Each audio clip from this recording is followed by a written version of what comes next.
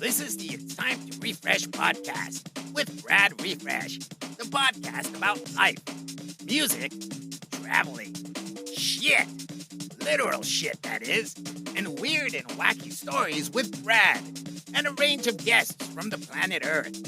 Feel free to share the pod with your pals, your mom, your neighbor's dog, or even your shrink. It's all fun. You can follow our Facebook group called It's Time to Refresh Community, or It's Time to Refresh on Instagram. Write into the pod, ask questions, and share your stories. Enjoy the pod. Hey kid, what time is that? It's time to refresh. Back once again with another episode. This is episode 11, I believe. I have to think about that there. And on this one, we've got Chris Lockie. You're right. How you doing? Thanks for having us on. For the bounce lot who don't really know Chris, he's a local lad to me, even though he doesn't sound local. Plastic guy. And to be honest with you, he's been a part of the Whitehaven or West Cumbria scene for years and years. Long time, about 20 years, yeah. When I first started playing, that's like I got on with you, didn't I? Yeah. 2010, 11 or something like that. You played for us at... The first one was 2012, wasn't it?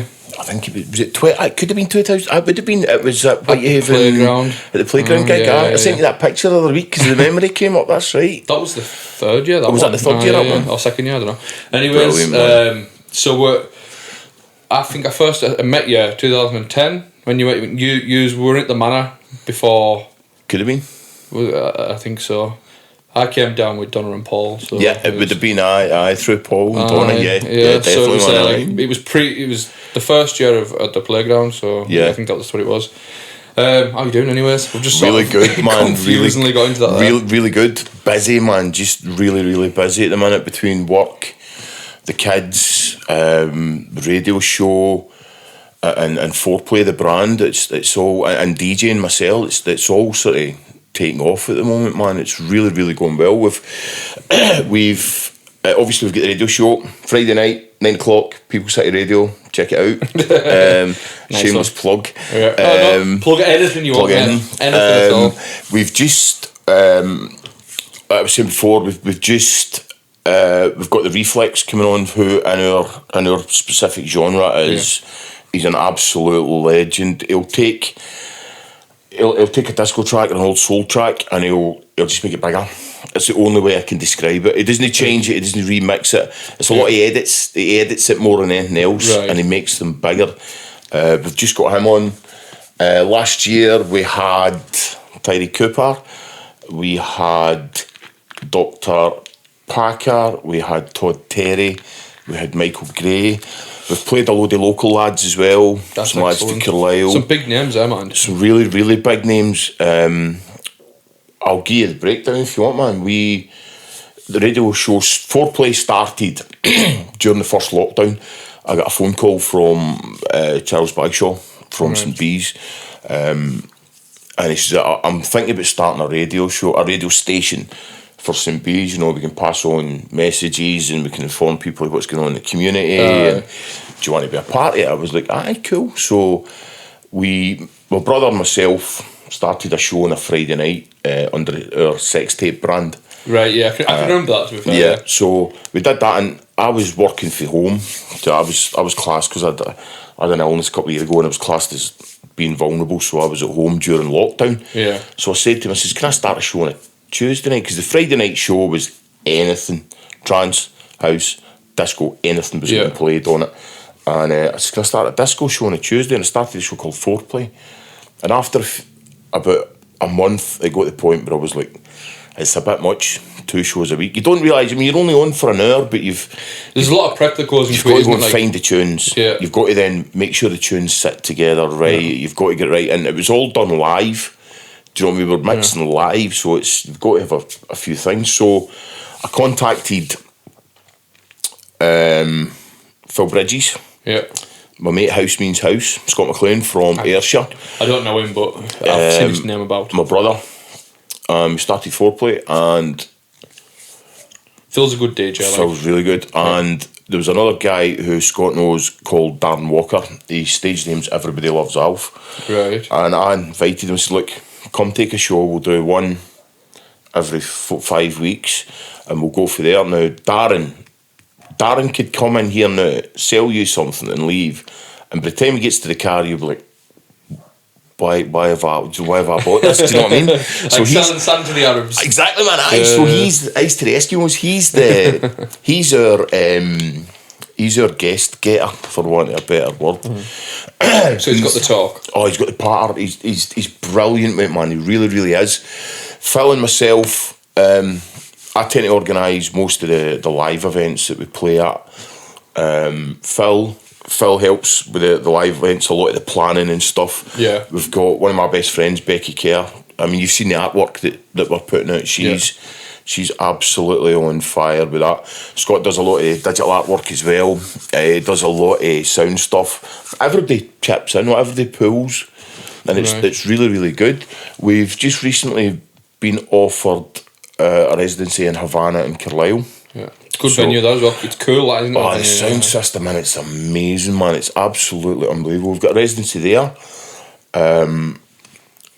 We are playing at the Booth, Mighty Booth Festival in Whitehaven. We've got a dance stage there. And last year, we were invited to play at Solfest, and they phoned us up just after Christmas and offered us the tent to run this year. So, I mean, it's all going. In between that, I've got residency in Keswick at Bar S and Lakes Road Brunch. I've got residency out at Penrith. There's a club called The Factory out there. It's basically a really big old warehouse. It's a big warehouse. So on 3 different levels. It's unbelievable inside. The guy that owns that owns a hotel in the town. Right. And out the back of the hotel, he's built a decked area. It's a really, really nice courtyard, really, really beautiful. Matt Robinson, cheers, man, he's the guy that's organising all that. So there's indoor parties and there's some outdoor parties in the summer. So excellent. It's all coming off, man. Do you know what I mean? So is this all predominantly disco music? Yeah, disco and house and funk. And there's I play for some guys in Kendo at Electric Boutique. Carl Higson, legend. He's Carl's really good. Carl's an old school vinyl DJ, man. Right. Really, really good. I met Carl. Almost all of these gigs have spawned from during lockdown. Once we get the radio show up and running and we were putting it out there, I got invited to play at some live streams, and people would see that, and I got invited to play at some other live streams. And once lockdown finished, the live streams sort of died away. I was getting they come back as brands though, don't they? Yeah, well that's what's happening. People were listening to my mixes and people were seeing me, so we're getting invited to play at different places, man. But it's good, it's really, really good. Just massively busy at the minute. That's good, that's really good. Honestly, mate, like, it's good to see that there's other scenes sort of flourishing as well at the minute. Like, there was a while back, just as lockdown sort of lifted and stuff, the house thing in sort of Whitehaven area, I think it sort of died down a bit. Do you know what I mean? It did. And I know it's starting to come back now. There's a few like warehouse parties and that's been organised, and there's been Electric Soup's been taken over, etc. But like, it's good to see that it's not just like a one genre thing that's going on. No, that's another thing. I play for Johnny. I was playing Canty, and there's a new bar opening, Bengal Boogie. Right. If you go into Workington at the top of Peter Street, there's the Indian restaurant that used to be upstairs. It's in there. Really smart venue, really intimate venue. Yeah, no, I think I've been in there before. Like when it was that room that's the main room. But during lockdown, just as lockdown was coming to an end, I mean, Johnny Donnett was driving the house music scene and working. Do you know what I mean? It just kept it alive, and it was really, really good.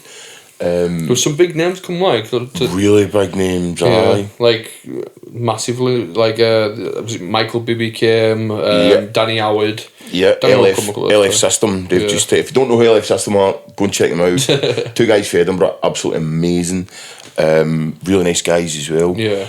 Just loads of big names in there. It's good to see that it is sort of thriving and it's back again. It's good for everyone, really, isn't it? Like, you know what I mean? Well, I said to Rachel, we were sitting in bed all night and I was flicking through Facebook and I was like, do you know what? It's brilliant. She's what? I said, I've just scrolled through my timeline. I says, there's mates getting signed to labels. Yeah. There's mates picking up residencies. There's mates organising gigs.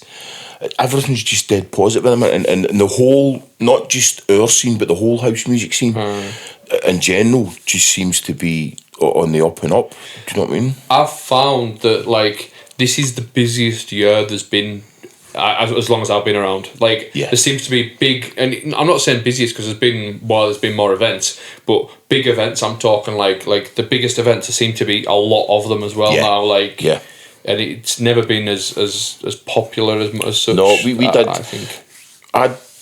Was it 2018? I think I did Defected London. It was London. It was Defected's first sort of outdoor festival we did in the UK. Oh, I've seen pictures of that. And it was fantastic. It was a one-day thing, and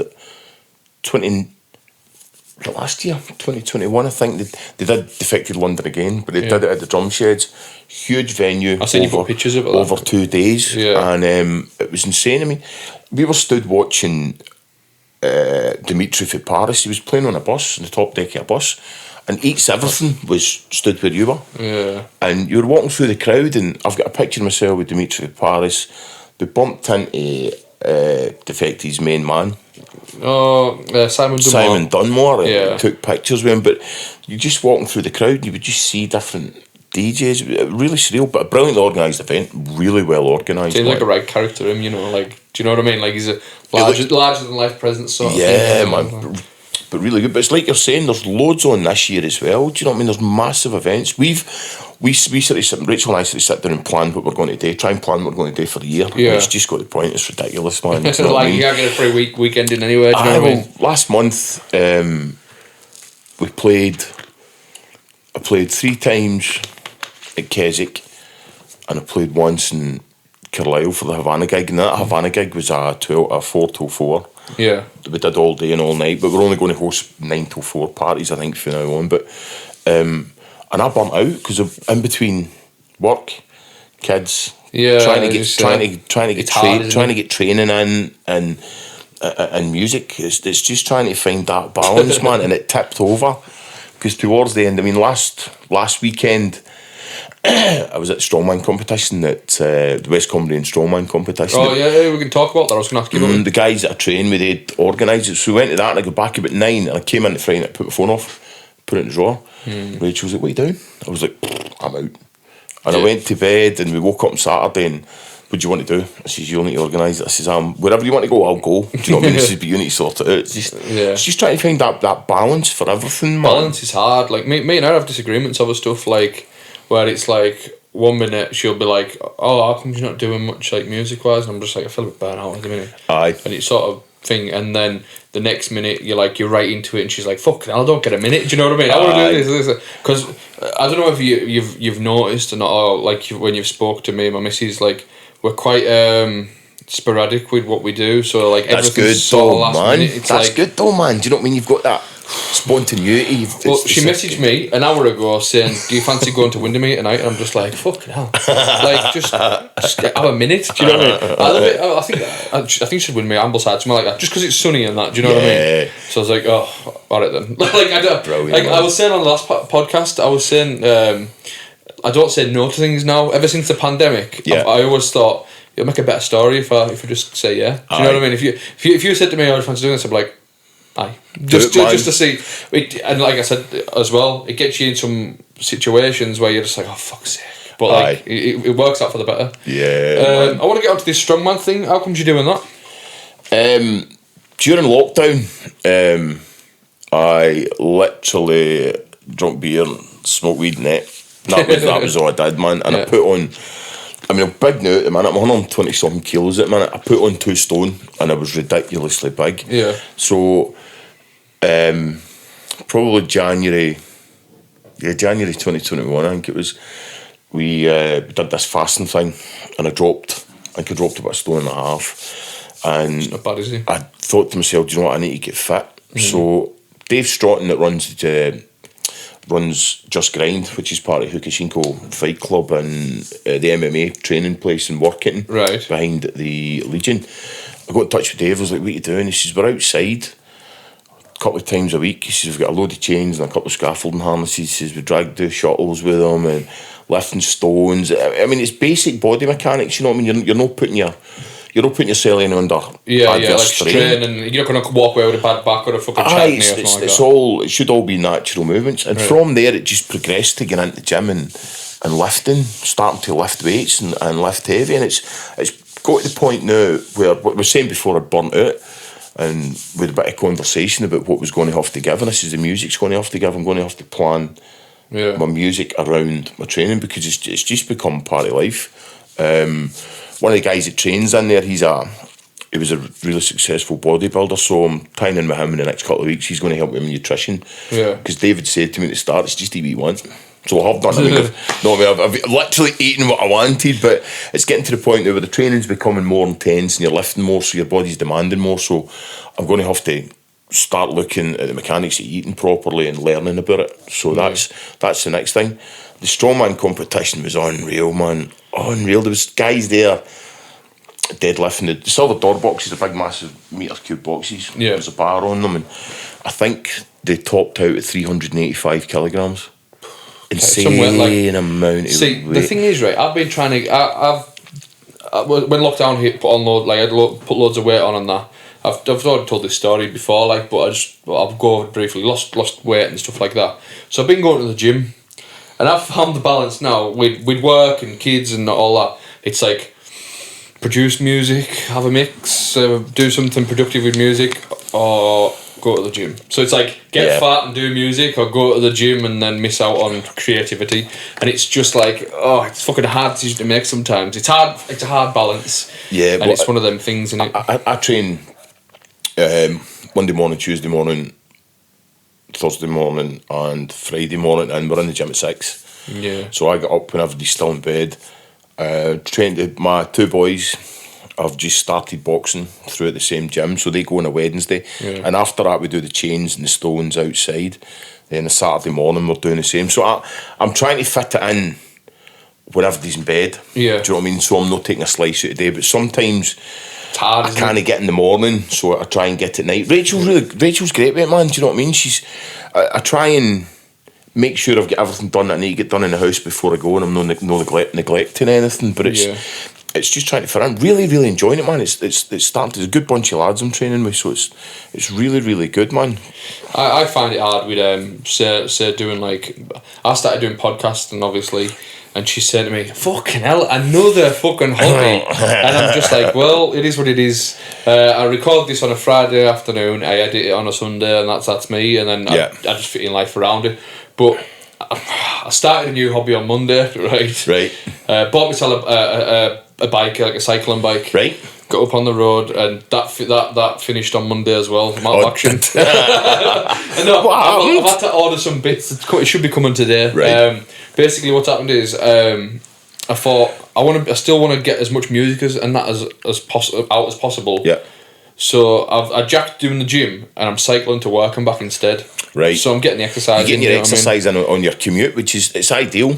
Did the first one on Monday. From here to Egremont? Yeah. Wow. Right, yeah. So I don't know, got there fine, coming up the Wood End Hill, I thought, this pedal's not fucking playing game here. I could just feel it.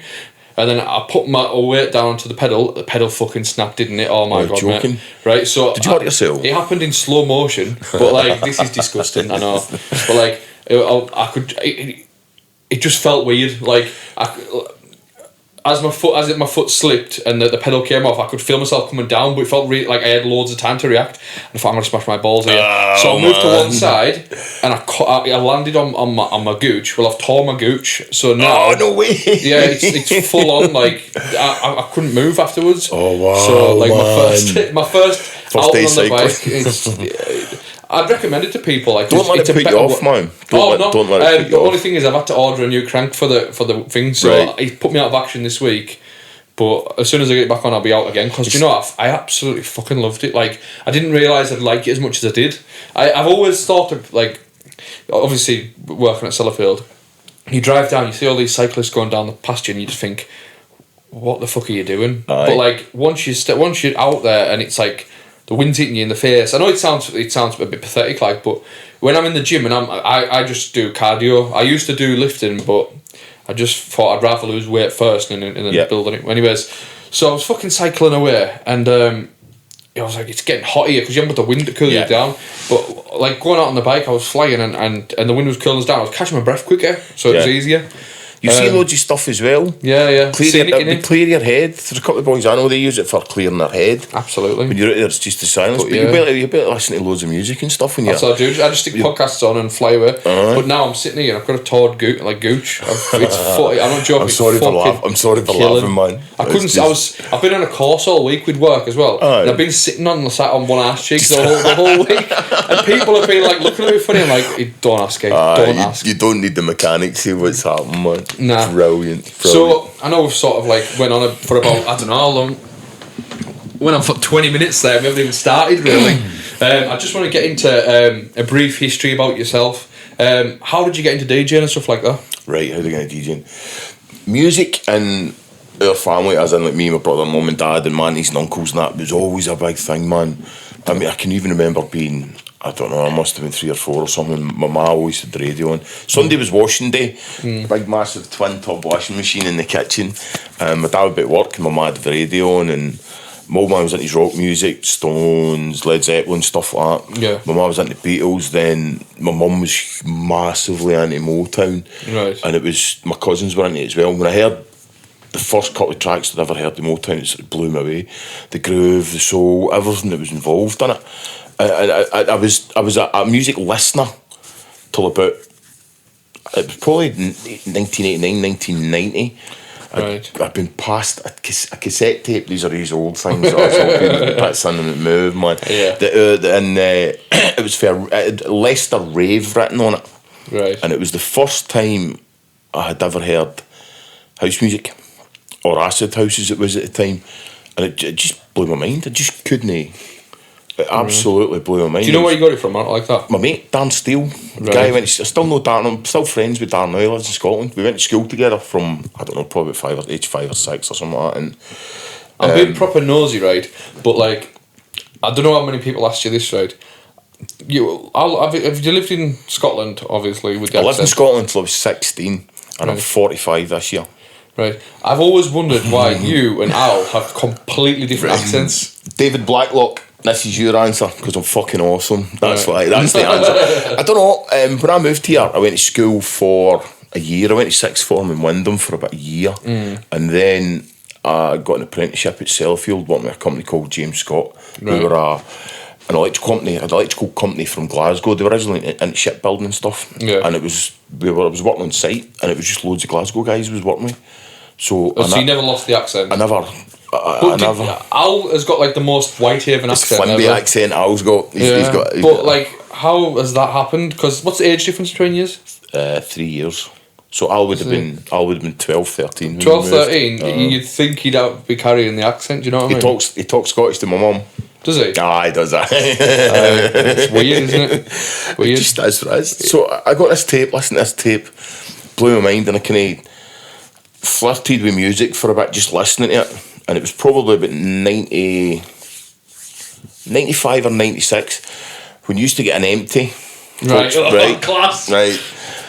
My mum and dad away, I've got an empty. Yeah. As soon as you said that, there'd be decks loaded into a boot and a mixer and bags of records and speakers, and you'd be around somebody's house. And it was always the dining room table. There'd be a sheet put down and a tablecloth put down and something else put down to stop the table getting scratched. Yeah. Speakers would be on it, the decks would be on it. And I think it was actually my mum's house. And I came in and was like, no, bro, it's the decks. Fuck's this. So who was he doing first? You or Al? Al. Right. Al used to knock about with Heath Waddington and Steve Crellin and Rossi and stuff like that, and they were all massively into it. And that was the first time I sort of seen a set of turntables. So what was the music? You were saying it was at his house when you first heard it, but at this time when you were having empties, what was the... This is sort of 96, 97, Stardust, Chicane... Right, stuff like that. Like just right before the Ibiza boom, sort of. The Ibiza boom and the Super Club boom. Right. So going to that, and probably a year later, we invested in a set of turntables. We got a set of 12. I've still got them. Set of 1200s and a Newmark 2-channel mixer, and it was something like 12 or 1300 quid. But you just went half on it, yeah. Well, kinda. If you know my brother, kinda half. So bought these turntables and started buying records. The internet was really in its infancy at that time. You could buy stuff on the web, but it took fucking ages to load up. And AOL, wouldn't it? Yeah. your music sample. Now you get like a 30-second or a minute music sample. Then it was like, I don't know, 4 bars, 5 bars. Do you know what I mean? So you could phone 3-beat records and stuff, and they would play stuff down the phone. And there was a couple of Pink Panther was still open. Yeah. What was the name of the guy that had Patrick Irwin? Patrick Irwin's a bit of a local legend. Carlisle. He had a shop. You know where the TSB Bank is on Lowther Street in Carlisle? Yeah. Walk along there. It's concrete. It's the Club Concrete. Right. In there, it used to be a wee shopping mall, for want of a better word. And you walk down, there was shops everywhere. And Patrick, where the back room is in concrete, that was Patrick's shop in there. Right. And you'd go in, and there'd just be fucking records everywhere.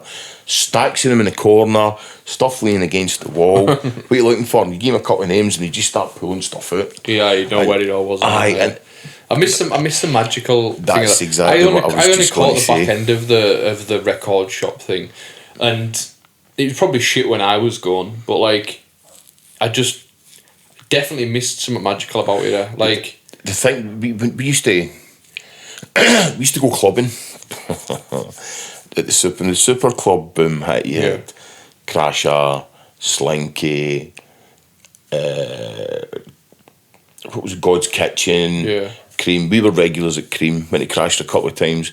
Went to God's Kitchen. It was originally somewhere in Birmingham, then they moved to the outskirts of Birmingham with a purpose-built club called Code. Code was fucking unbelievable inside. For me, clubs always been sweaty, dark, dingy place. This was like, oh my, really smart. And either the day before or the day after, we'd go into Manchester, go into Birmingham, go into Liverpool, and hunt for records. Yeah. And buy records, man. And it sounds like you had a variety of stuff you were playing though, because it's a bit like a house, trance, hard house, like loads. The group of people we hung about with was everybody had something they were into. Yeah. Do you know what I mean? And when we got the decks, when we got our turntables, it was trance and stuff we were playing, and it was a lot of stuff in early tidy track stuff, and I kind of stumbled across breakbeat and like really dark tribal-y stuff, man. Yeah. And I kind of fell in love with that and progressive stuff. And probably from late 90s, it was either trance or late 90s to early 90s, halfway through the 90s, it was trance or prog. We were going to see Oakenfold still the residency at Cream. You could go to Cream any weekend, man, and there'd be at least 5 or 6 of the top 10 DJs in the world there. Do you know what I mean? You'd Sep Fontaine, ridiculous, Paul Van Dyke, and they were playing in every room. So we were regulars at it. We were constantly picking stuff up, and it was dark tribal stuff, heavy tribal stuff, and progressive stuff. Yeah. For me, then about 2005, my daughter was born, so music sort of took a wee bit of a back seat, and it was like that till about 2007. I started picking it up again, and we used to go to Concrete, which was Uber was the night in Concrete, and they had some amazing DJs on that. Phenomenal. And I entered the competition and got a chance to go and play and be judged, and I dropped one beat in my last mix, man. Came second, but from that I got another 4 or 5 gigs. Yeah. And I mean, I've got flyers in the house. I've got my name and a flyer with Danny Howells, Nick Fanciulli, stuff like that. Do you know what I mean? And we ended up playing at Wickerman as well from that. So I think it's just networking, isn't it? That's exactly what you go to these competitions and you meet people who are in the same boat as you, and then you meet people who are promoters who are running the event, and it's just people talk, and it's like, oh, so you're in this comp, do you fancy go and do this, do that? And that's where it all stems from, and it's just a big from that thing. That night of the competition, I got a phone call from a guy called Gaz Foskett, who's DJ in Carlisle. Yeah. And he was running a night. I can't remember the name of the place, but you remember where the old picture house used to be in Carlisle? when you come to the train station, you go round the Crescent and you go down. Yeah. Well, there's a picture there. If you look across, there's a road that runs right behind everything along Lowther Street. And at the very end, there's a big, massive red brick building. Can't remember the name of it, it'll come at some point. But he ran a night in there and I went through there and played. And from that, do you know what I mean? You got other stuff. And I separated from my wife and started 2011, and music just took a dive. It just disappeared off the scene. And again, probably picked it up about 2013. And how did I pick it up with... I met you in 2012, then it must have been run about then. I picked it back up, but when you were coming back into it, I think it must have been. It was like you were doing progressive stuff, and the tech house stuff was coming in as well. Tech house was coming in. Tech house was in its infancy at that point, and it was really good. It was something different, and it was great. And there's no bad music, right? I tell my kid, I drummed this into all my kids. There's no bad music. There's just stuff you don't get. There's just stuff you don't understand, or it doesn't switch. Yeah. But you could listen to it again in 5 years and you'd be like, fuck, this is brilliant, this is amazing. How come I've never listened to this before? And so the tech house thing was great, but it got to the point, it's a massive cliche what I'm going to say, it all started to sound the same. Do you know what I mean? Like you could literally put two tracks on you'd never heard, and you could put them together seamlessly, because as if everybody was using the same percussion sample pack. Yeah, man. Yeah. Well, I like tech house. Like I know it's a bit thing, but like, don't get me wrong. There is great tech house tracks. Do you know what I mean? But I don't think I would go to a tech house night. Yeah, but I remember like tech house, like the vinyl release from like 2002, 2003, and it's like early stuff. And I just said that was more tribally stuff. But it was essentially tech house. It was what people call like the godfathers of tech house were doing at the time. And I don't know, I like it, but it's just one of them. It's like hit and miss in it. There is good tracks. It's like everything, man. Do you know what I mean? Yeah. It's like any genre, even the genre you're massively into. There's good tracks and there's stuff you just don't get. Yeah. Again, it's not that that it's bad music. You just don't get it. It just isn't. An example of that is I collect records, not just house music, like anything as well. Anything, man. And I bought a collection of a guy, and Metallica, Black Album was on it. And my mate Ry Stanger is a huge Metallica fan. I phoned him up, I was like, listen, I've just got this in the collection, do you want it? He says, have you listened to it? I said, nah, shite, man. He says, that was my exact words. He says, look, just listen to it. So over the next sort of week, I'd go up into my deck room, headphones were lying on the floor, and I listened to it about 3 or 4 times over the week. Blew my mind. Completely blew my mind. Because for me, heavy metal or heavy rock or whatever it is was just a lot of noise and screaming and shouting, but the melodies and the intricacy of everything, the mix of as the well, composition is phenomenal. Absolutely phenomenal. Honestly, I never understood properly about rock music until I was about 18, 19.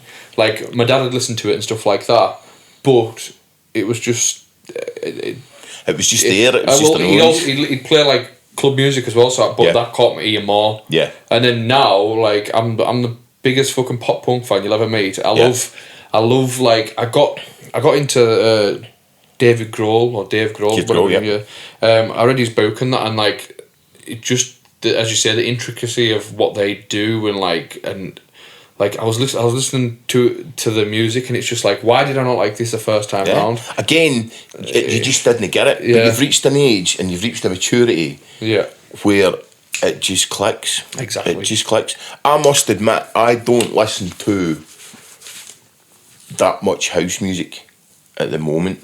Generally, during the week, I'll probably listen to a couple of about 2 or 3 hours of house music. Yeah. And the rest of it's made up of other random How stuff. much music do you consume daily? I just want to ask that. Daily? At least an hour. At least an hour a day. I'll give you an example. Today, I've been at work this morning, so I was on plant all day. Yeah. So I've listened to music on the way to work, listened to music on the way here, I've listened to music on the way home. So totaling that up, you've probably got about an hour. Yeah. If I'd been in the office all day, it could have been anywhere up to 4-5 hours, just simply sitting with headphones in. But I've started breaking it up by listening to speaking podcasts like this one. Get it on Spotify and all your other good download stores. Yeah. hotboxing, we were talking about that before. Yeah. My mate sent me that, and I was like, I don't listen to speaking podcast, and I listened to it, and it blew my mind. I never used to. I didn't get them. I just didn't get it. I never used to listen to podcasts until maybe 2013. I've only 2020 I'd say, started listening to audiobooks.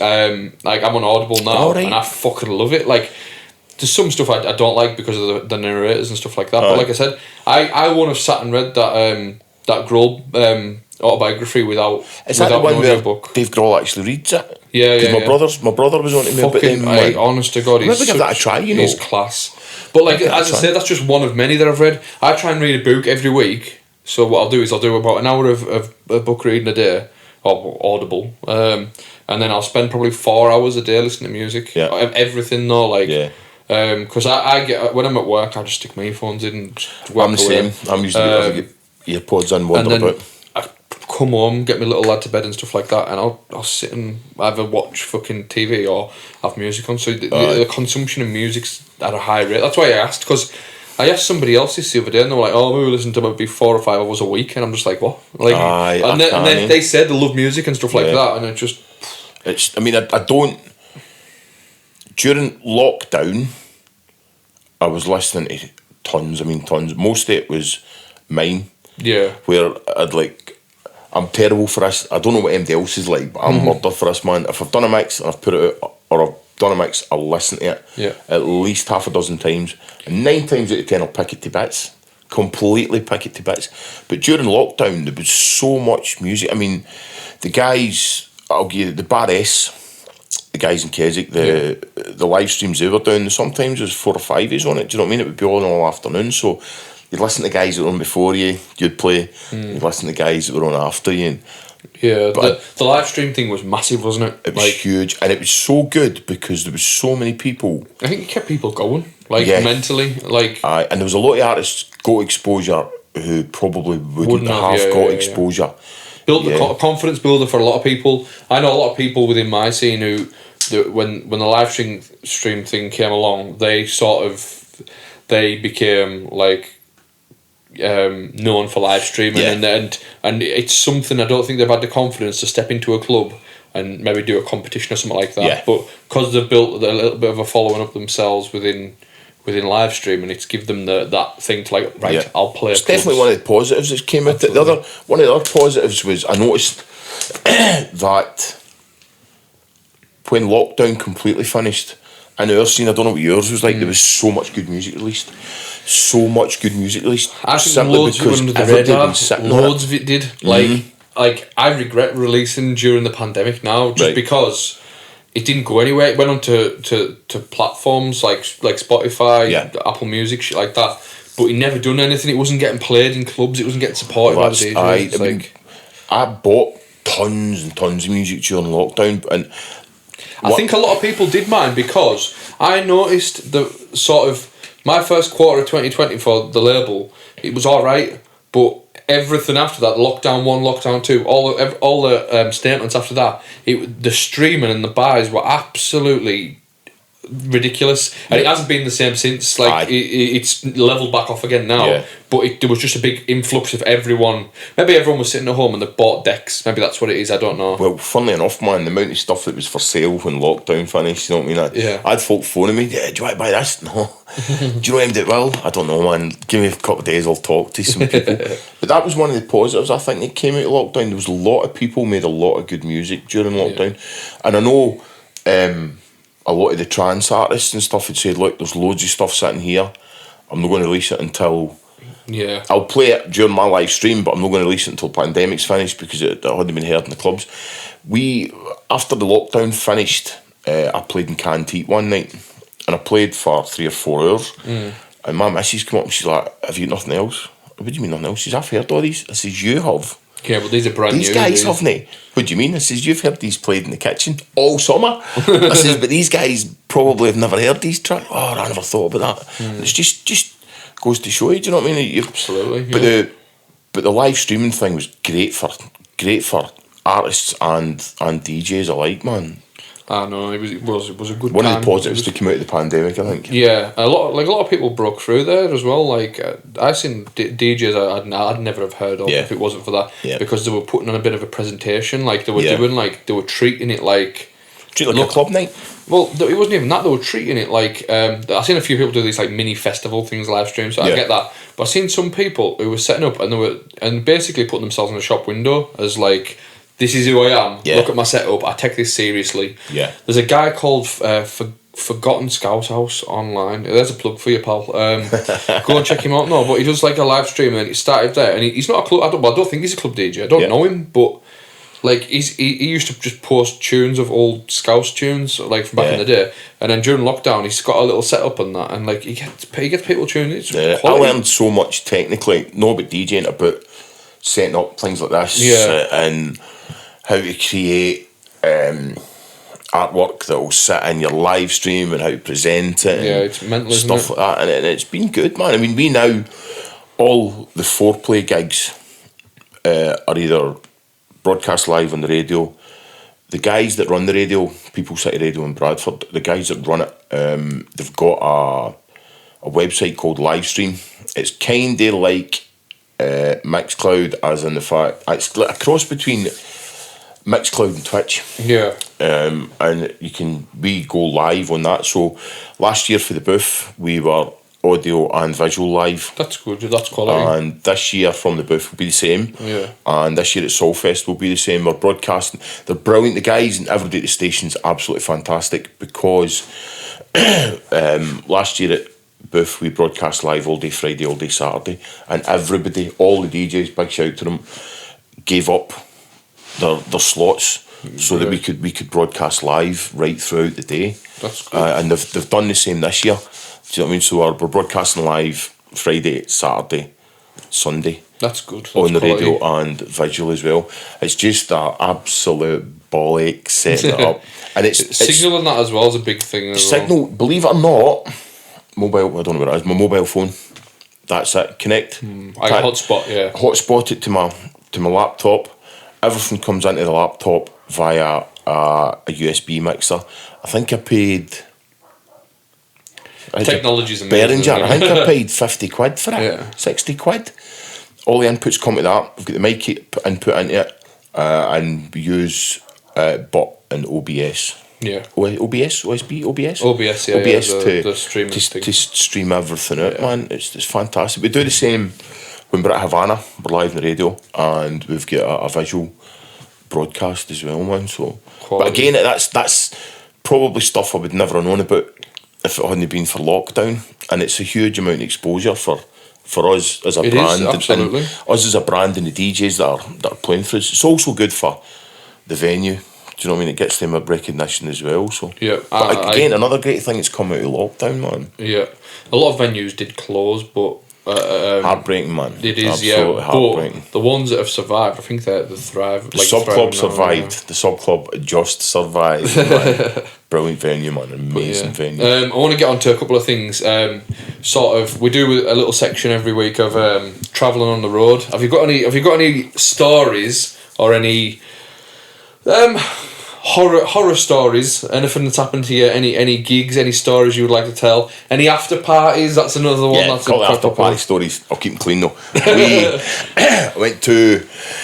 I used to go to Cream regularly, I was telling you. Yeah. And we went to see Paul Van Dyke one night, and my mate's missus went to university in Liverpool, so she had a huge network of friends, and I met a lot of them through going to Cream and whatever else. So my best mate, he kept saying to me, he says, look, this is early noughties, we need to protect her, because we used to stand, the courtyard in Cream, you walked in the door, you had the back of the room, front of the room at the stage, and there's an arch directly opposite you, Right. which took you through the bar. The back of the room, two massive fucking speaker stacks. Front of the room, two massive fucking speaker stacks. So we used to stand next to the one at the left. You could either stand in front of it or behind it. And he says to me, he says, look, man, I'm starting to get this ringing in my ear. He says, we need to start protecting our hearing. Cool. So we're in there.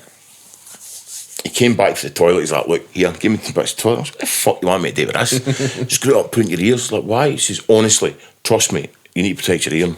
All right, so I put them in. It's cool. So, brilliant night. come out the club, where we're going to this party. Right. Magic. Goes to this party, and stood in the kitchen, he's doing this. What are you doing? No, alright. What are you doing? That fucking toilet paper stuck in here. Now his missus is a vet, right? Yeah. That's why she went to university in yeah. Liverpool for it. So I'm like, I'll go and get some tweezers. So I come back to the car with these fucking massive stainless steel tweezers. I've got them in a headlock. Oh no, we're on the worktop. Go up on the worktop like that. Trying to fish this bit. After having loads of ale as well. Alright. Trying to fish this bit, a tiny wee bit of tissue paper out there, nearly stabbed them in the brain. Loads of stuff, man. We went to tribal gathering at Southport. There's a Butlins or a Pontins. Yeah. So, but it's fucking miles for anywhere, man.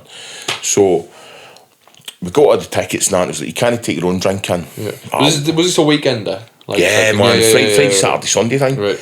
Can't take your own drink in. Fuck that, man. I'm taking my own drink in. So I went downtown and got one of these 5 litre bottles of water. Tapped it out. 4 bottles of vodka, and however many to fill it up. I bought the Blue Wicked and a shitload of blue food colouring, and I wrote screen wash on it, right? Put it in the boot. It looked like, smelled like screen wash. Go out there, and the guy sits in the car, he's like, the fuck's that? It's screen wash. All right, aye. Put it back in the boot. So we walked around we walked about all weekend consuming this screen wash out of this bottle, man. Hundreds of folks stop. Must be you drinking screen wash. It's one of them mad things. Oh, mate, that sounds vile. You do things when you're younger, absolutely. don't you? No, like, honestly, the amount of times that I've fucking drank shit fucking drink, just as pre-drinks before you go out. Like, I was saying on the last podcast, like, I used to, when she was at uni, we used to go out, and like, I'd buy like the fucking tackiest vodka just because it's the cheapest. Like, it's student life, you've got to live it as well. Like, I know I was still working and whatnot, but like, it's a bit shit if you're walking in with the best vodka and they're all on the shite vodka. I was like, right, I'll just have the shit vodka. Get me that fucking, what is it, Rushkin off? Clean wheels with it. Yeah. We were in Cream one night and I was sat in the bar having a wee 5-minute breather. I think I was having a fag. You could smoke indoors like that, having a fag. Pre-2007. And my mate's missus came down you used to go up to the toilet. She came down to the toilet and she had a body warmer on, a puffer on. She handed it to me. What are you doing? She said, keep body up. Alright, so I'm going back in. I'll come back out. Alright, cool. So about 20 minutes later, I was like, I'm going in. Got to the opening and it's dark, right? And this room's bright as fuck in the bar. Yeah. And I took a step into the room and the strobes came on. Oh, wow. Fuck me. I'll put this on. Now she's tiny, right? So I'll put this body warmer on. On arm. I managed to get it on. Aye. So by the time I've walked across the dance floor and danced a bit, everything's full of blood, right? And I'm like, to me, my fingers are tingling. What do you mean? My fingers are tingling. Like, that fucking took 20 minutes to get it off, man. 20 minutes to get it off. Cut the circulation off. Nearly, man. My fingers are tingling. Man, that's disgusting. Brilliant. Quality. Right, I'm just going to wrap this section up. This is end of section 1. We'll be back in 2 minutes. Right, we're back for section 2. This part is we get more involved with the public who write in questions, and then we'll give our opinions and we'll give people advice. I mean, we're nobody to give advice, but fuck it, like, let's do it. So this is just what people have asked this week. Yeah. This one is from Joe, and it's, alright mate, random question, but what is your favourite record label and why? That's from Joe. Right now? Ever. Right, ever. Hooge Tunes. Hooge Tunes. Hooge Tunes is one of my favourite records. That, Platypus Records, right, which was the old school trance, I think. Why is that then? Why are these your favourite? Hooge Tunes had Cafe Del Mar, I can't remember any ones that were on it, brain fried. But it was just, at the time when we started DJing and we were going clubbing, these were the records that were being played. Yeah. Quite prolific in your... Anti-Line Fixation, there's another one. Yeah. Do you know what I mean? These were all... It's part of growing up and maturing musically. I don't know if that sounds bullshit, does it? Do you know what I mean? No, it sounds good, doesn't it? Aye. So there's that. Right now, at the moment, there for the disco scene at the moment, there's a record label called Tropical Disco. Yeah. Cannot do any wrong at the minute. The stuff they're putting out is... every release. Release at the minute is fantastic. Super Spicy Records, it's another disco label. It's, so I don't know South these names, but you can just rattle off. I'm sure people will look really good label. I mean, there's just... again, there's just so much good music out there at the minute. Yeah. Dave Lee's ZR record, T-shirt, stuff like that. But there is just so much good music. But Tropical Disco at the moment is one of my regular go-tos. The minute I'm in Track Source, I'll be overseeing what they're putting out. Excellent. My favourite could be, I don't know, you know. Obviously I'm into the more for like harder dance stuff. I'd maybe say, growing up, I think Tidy played a big part of. I'll chip in with Tidy as well, man, because Tidy was a lot of the tracks that when we first started doing. I didn't have a lot of records. My brother had slightly more than me, man, and with, you know what it's like he'd borrow some off his folk, and he was borrowing some off his mates, and a lot of it was Tidy tracks. It was when the hard house scene was sort of in its infancy and starting to come through, but I mean, there's just so many good tracks on it. I don't think, obviously I've had this question in advance now, honestly there's no one record label that I'd say this is amazing, but for me, like, there's always ones that's influenced my sound. So like Tidy, I do a lot of like stuff that reminds me of early Tidy stuff. Nucleus was a big one. I like Nucleus, Dinky Records. Dinky, I remember. Was Dinky an Australian label? Australian one, there was a couple of tracks on that, I remember. And that heavily influenced. If you listen to my music, you can sometimes you can see exactly where I've ripped off. Do you know what I mean? I quite liked. There was a small, I think it was an independent label. It was I liked Boss Records. That was another one that was based in Liverpool. I'm naming them all off, but I don't know what I like, to be honest with you. Who's your go-to record at the moment? Have you got a go-to producer or a go-to record label at the moment? I'm interviewing you now. Sorry, man. At the moment, do you know something? At this moment, there's so many different outlets, because a lot of them have become like independent stores rather than record labels. Right. So for me, I always find myself consistently going to Cheeky Tracks. A lad called Dave Gray, he runs that, and he's got a good ear for tunes. But on this, I think I like it because there's a variety. So you've got like hard trance that he's heavily into the bounce stuff at the minute. Right. But it was never like that before. Hard house, sort of pumping house, funky bits as well. I quite like his stuff. Like the stuff that he's putting out, he's got, as I say, he's got a similar ear to me for music. This is Bounce UK. I've got a couple of releases with them. They release just original music, so you won't see any bootlegs or out like that on there. That's good though, man. It's really good. I've got a couple of tunes on there. That's a label I always go to. BTID Music, Bounce Slide Die. That's obviously the big brand. That's a big one as well. Where else do I buy music, really? It's like then there's, as I said, there's digital stores, there's Acceleration Digital, there's all sorts. But I'm trying to think of my favourite. Do you know one that's worth a shout? There's a record label in Spain, and it doesn't get, because when it was around, I feel like there was like sort of stuff that was more popular than it. So there used to be a record label called O-Mode Records, and that was sort of like the most popular of its time, sort of thing. But there used to be a label called Restart Records, and that was like, for me, that was the sound that I loved, and I thought that's quality. Lads like there was like Chuchi, Gallus and Horpriest, DJ Vecchi or Vessi, or however you pronounce it, and they're all putting really, really good music out. And I still find myself playing their music that they released sort of 10 to 14 years ago, and I'm still playing that now, and it's like brilliant, man. Like they've stood the test of good time. music doesn't die though. Yeah, exactly. Just on that, there's a label from New York, a guy called J Criv, Razor and Tape. Right. Really, really good, man. And is that timeless music as well? I think it is. I mean, it's fair. It's not a really old label, but a lot of the stuff that J Criv's putting out at the minute, it's just, you can tell it's going to be around for a while. It's got a really fresh sound to it. It's I don't know how to describe it. It's energy.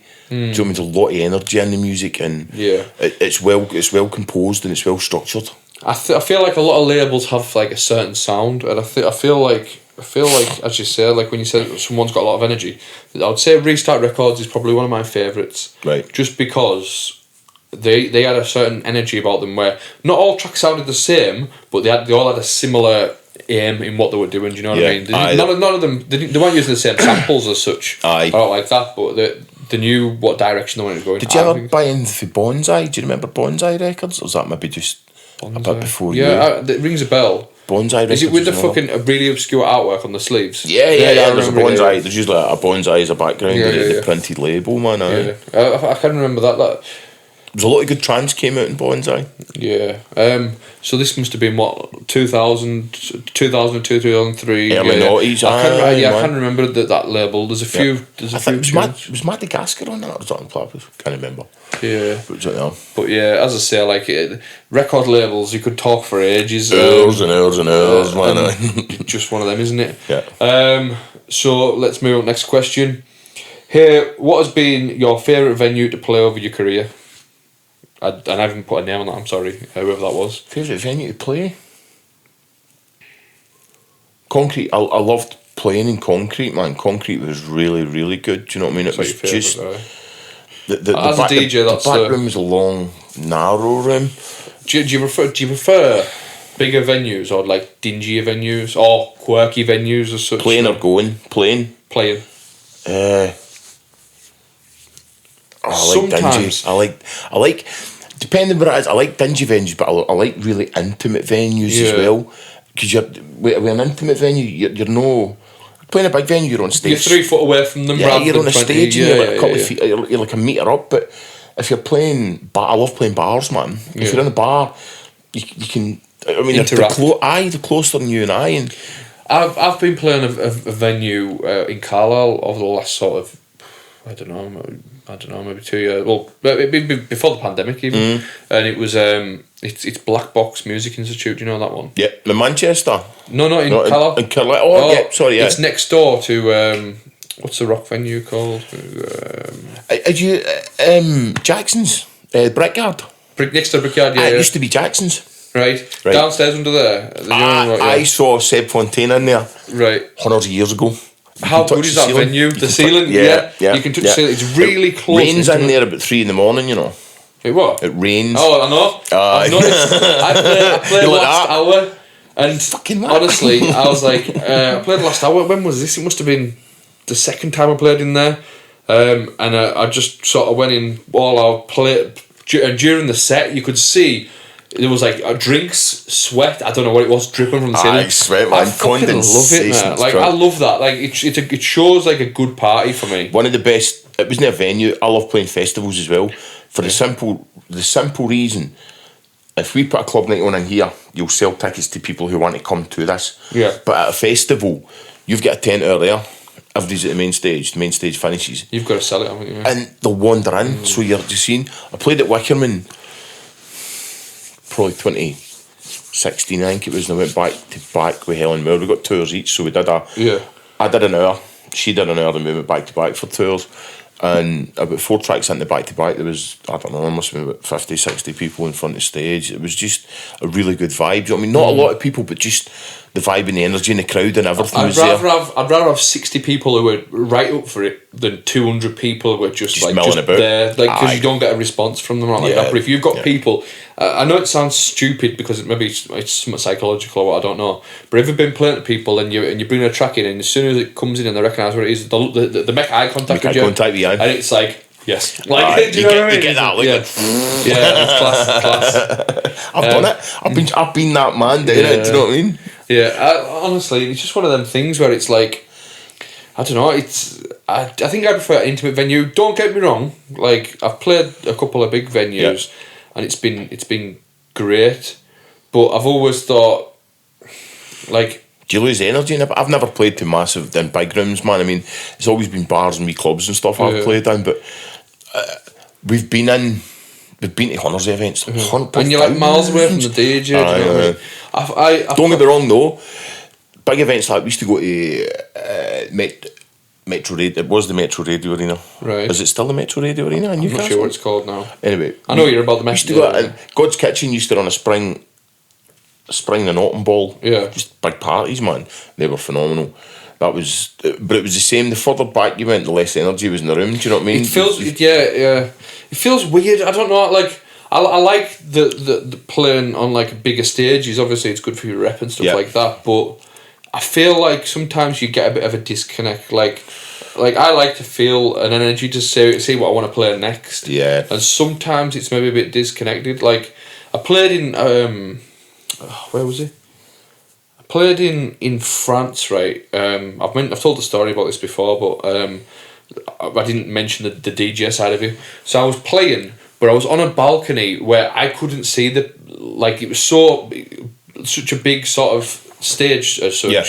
You couldn't see the first like 3 rows of people. They're the most important rows, man. And all you can see is hands every so often. And for me, it was like, I'd like to see their reaction to get... Like, obviously, you see the rest of the crowd, like, in front of you, sort of dancing. But it's that first 3 or 4 rows, they're the ones who's here. They're the ones that's pushed to the front to get it, man. Exactly. Yeah. And that's where I felt a bit disconnected. Don't get me wrong, I loved the set. It was phenomenal sound system. Yeah. Great night.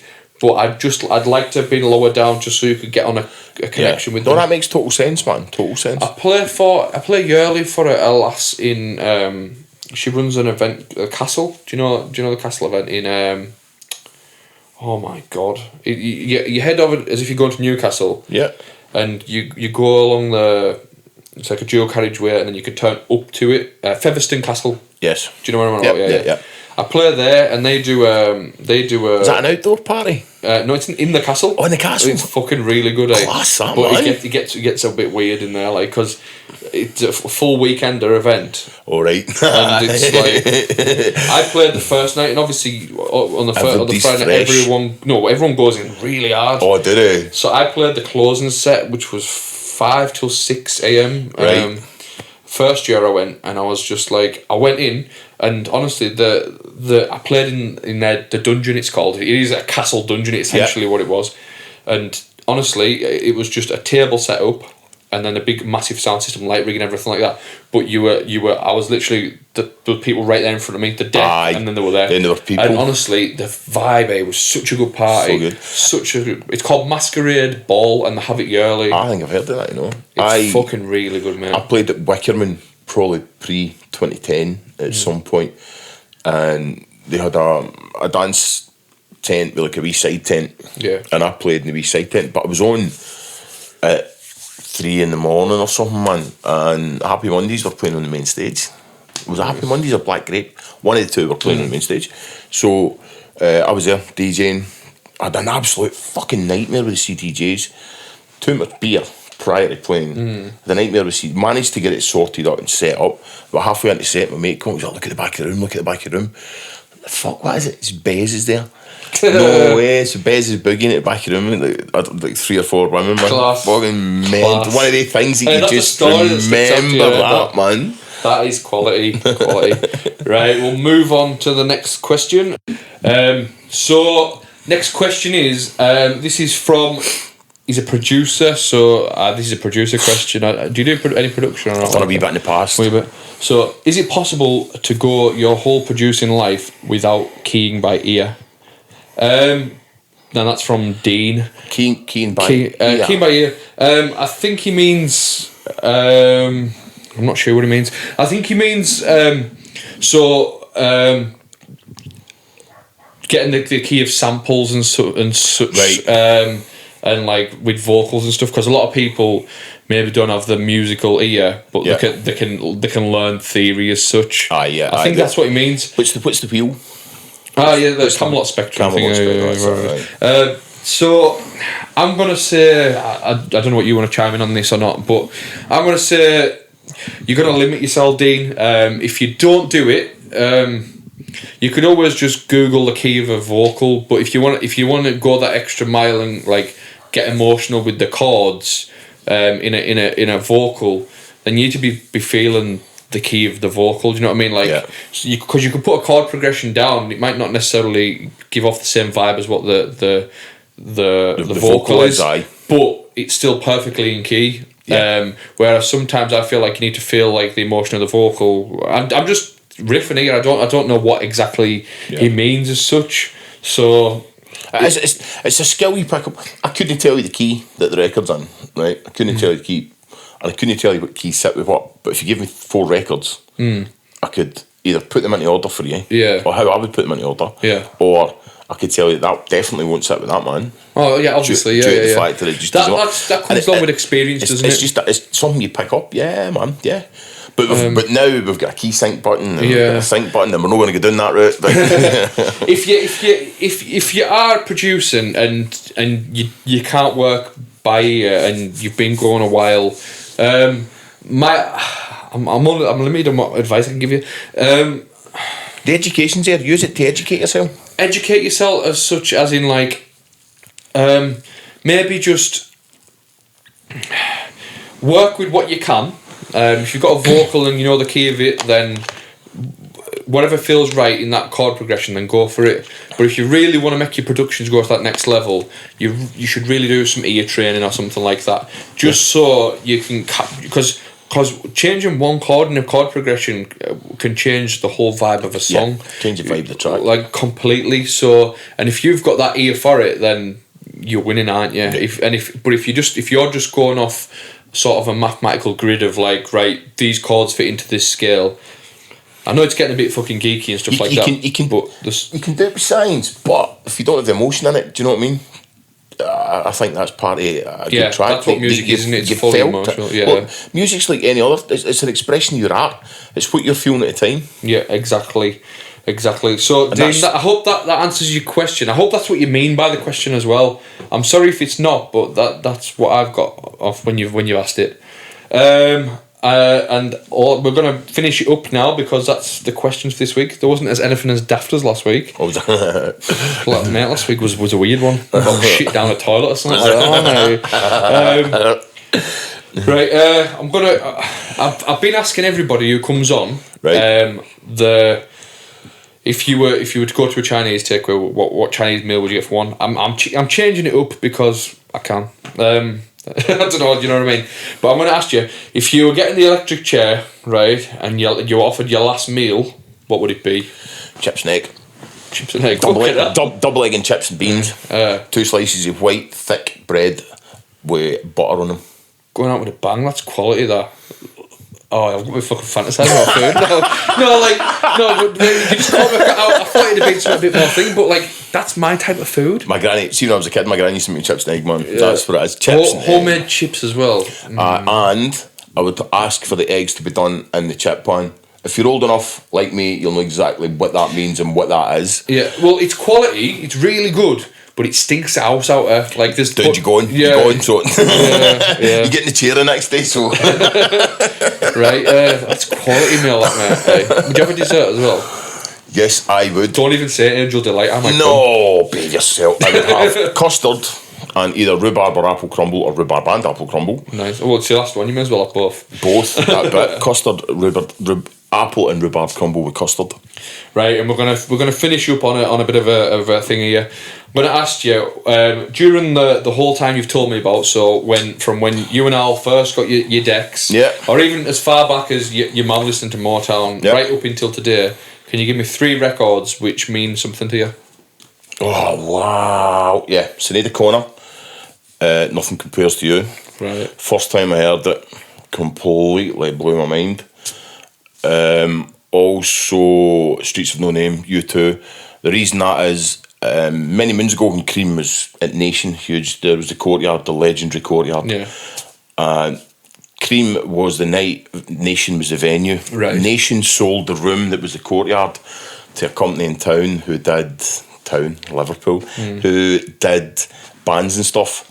So they basically got it and did it into like to put wee podiums round about and it lost the vibe. And the night that they closed it, we got tickets to go. And Oakenfold played start to finish. Right. And the last track he played, I've got goosebumps talking about it now. Look, the last track he played, in life, proper goosebumps talking about the last track he played was The Streets of No Name. Quality. I'm glad that you've got a specific memory that's absolutely attached to it. Amazing. And probably anything with Biffy Clyro. I think Biffy Clyro was the last band I went to see with my dad before my dad passed on. So anything Mate, with I seen Biffy Clyro. On the train. Can't remember. We got to see Biffy Clyro that day. No, we're going to see Foo Fighters that day. Oh, right, yeah. I got the trip. That was Glasgow. That was Glasgow. We were going to yeah. see Foo Fighters that, but we went to Glasgow to see Biffy Clyro. So anything for Biffy Clyro. Someone I've never really because some people you just don't understand, like you said before. Yeah. Like for me, it took me a long time to understand the Foo Fighters, like because they are majorly popular, but for me, I just didn't get the vibe. I mean, that's a difficult question as well, because there's so much. I was thinking about this on the way over, right? If you had to sit down, and I've had to sit down, or we had to sit down and work out how many pieces of music you've listened to since you started. It's impossible, mate. It's phenomenal, and it's ridiculous. Yeah. But some of them just stick to you though, don't they? Like, yeah, I mean, I've got loads of favourite tracks, but it would need for this question. It would definitely need to be something by Biffy Clyro, Streets of No Name, due to that memory, and simply because the first time I heard that track with Sinead O'Connor, it just blew my mind. I'm glad you can attach the art from the artist, because she's a fucking wet wipe. Oh, but yeah. She never even wrote it. It was Prince that wrote it anyway. But honestly, it's a quality tune though. Like Yeah. as I say, like I listen to. Fucking hell, we're gonna get a bit political here, but I listen to like Michael Jackson, stuff like that. He's got bad connotations to his name, but fuck me, what a great singer he was. What an amazing artist, man. Even when he was with his brothers, and even when he left. Cool as fuck, that music. Cool Phenomenal, fuck, man. We're still playing edits of that at the moment, man. It still goes off as well. Still massively goes off. Yeah. Right, we're going to be tying it up. This is an episode. It's been a fucking great episode, mate. Thanks, mate. Thanks for having us on. Good insight to more about you and what you're about and stuff like that. Quality. Thanks for listening, everyone. Where can everyone find you? Facebook, Chris Lockie DJ, and Foreplay on Insta, Facebook, Twitter, all these platforms. Go along, have a look, and check us out. Nice one. Thanks for listening. Thanks, mate. See you again soon.